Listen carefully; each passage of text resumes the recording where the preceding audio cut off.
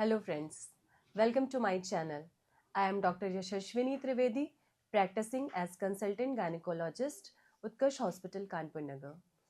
आज हम बात करेंगे प्रेगनेंसी में बहुत ही कॉमन क्वेश्चन कि हमें प्रेगनेंसी में अल्ट्रासाउंड कितनी बार कराना चाहिए, किस रूट से हम करा सकते हैं। पेशेंट कई बार मेरे से पूछता है ओपीडी में, तो मैं आपको बता दूं प्रेगनेंसी में अल्ट्रासाउंड मिनिमम अल्ट्रासाउंड हमें 4 बार कराना चाहिए।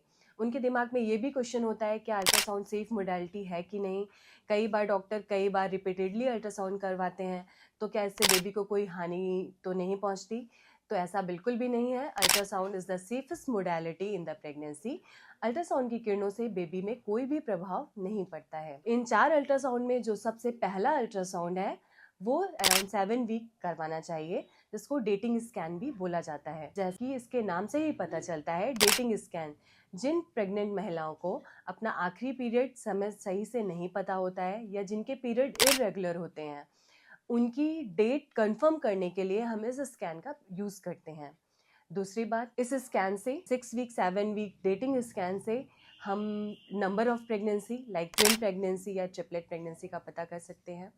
लोकेशन ऑफ प्रेगनेंसी मीन्स जो हमारी प्रेगनेंसी है वो बच्चेदानी में है या बच्चेदानी के बाहर लाइक फैलोपियन ट्यूब में तो नहीं है, जिसको हम एक्टोपिक प्रेगनेंसी भी बोलते हैं। इससे हम पता कर सकते हैं। जो चौथी चीज़ है जो डेटिंग स्कैन से हम कंफर्म कर सकते हैं वो बेबी की हार्ट बीट है।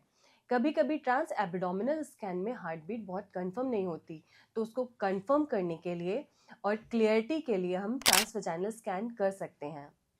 यहाँ पे एक बहुत कॉमन मिथ को मैं क्लियर करना चाहती हूँ कि कुछ लोगों का कहना होता है कि मैम ट्रांस वजाइनल स्कैन करने से कहीं ब्लीडिंग तो नहीं होने लगेगी, कहीं बच्चेदानी के मुंह में चोट तो नहीं लग जाएगी। तो मैं आपको बता दूं ट्रांस वजाइनल स्कैन बिल्कुल ही सेफ मोडालिटी है। ये वजाइना में लगभग 3 से 4 सेंटीमीटर इंसर्ट होती है और बच्चेदानी के मुंह के पास रहती है, तो बच्चेदानी में इसका कोई भी इफेक्ट नहीं होता है। सेकेंड स्कैन जो हमें कराना चाहिए वो NT-NB स्कैन है, जिसका time period 11 week to 13 week 6 day around होता है। NT-NB स्कैन जैसे कि इसका नाम से ही पता चलता है, NT is a nuclear translucency and nasal wound thickness. इसमें हम इस चीज को मेजर करते हैं और मेनली लाइक जैसे डाउन सिंड्रोम, टर्नर सिंड्रोम स्थितियों को हम इस स्कैन से पता कर सकते हैं। और अगर ये हम सस्पेक्ट करते हैं लाइक कोई सिंड्रोमिक बेबी है, तो हम ऐसी स्थिति में डॉक्टर्स उनको मार्कस टेस्ट एडवाइस करते हैं। अगर मेरे से पूछा जाए कि मैम इन चारों स्कैनों में सबसे इम्पॉर्टेंट मोस्ट इम्पॉर्टेंट स्कैन अगर हम कराना चाहें एक, तो वो कौन सा है, तो हाँ मैं अब आपको बता दूं, ये जो मैं तीसरे स्कैन की बात करने जा रही हूँ, जिसको टीफा स्कैन या एनॉमली स्कैन या लेवल 2 स्कैन या 3D 4D स्कैन भी कहा जाता है, वो ये है जिसका टाइम पीरियड 18 टू 20 वीक का होता है। ये 18 से 20 हफ्ते में बच्चे के सारे organ like brain, heart, intestine, सारी बोन्स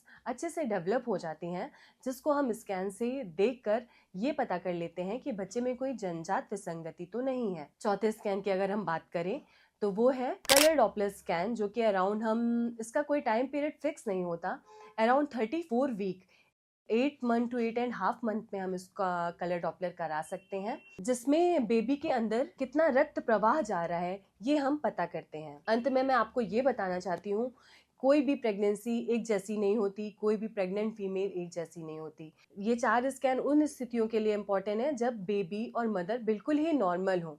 अगर मदर में कोई high risk factor like hypertension, anaemia in pregnancy, diabetes या ऐसे कोई रिस्क फैक्टर हैं, या बेबी की ग्रोथ कम है, या बेबी ट्विन प्रेगनेंसी है, तो हम लाइक डॉक्टर्स पेशेंट को बार बार स्कैन एडवाइस कर सकते हैं। तो ये 4 स्कैन सिर्फ नॉर्मल स्थितियों के लिए है। अगर ये इन्फॉर्मेशन मेरी आपके लिए हेल्पफुल हो तो प्लीज़ इसको लाइक और शेयर जरूर करिए। Thank you.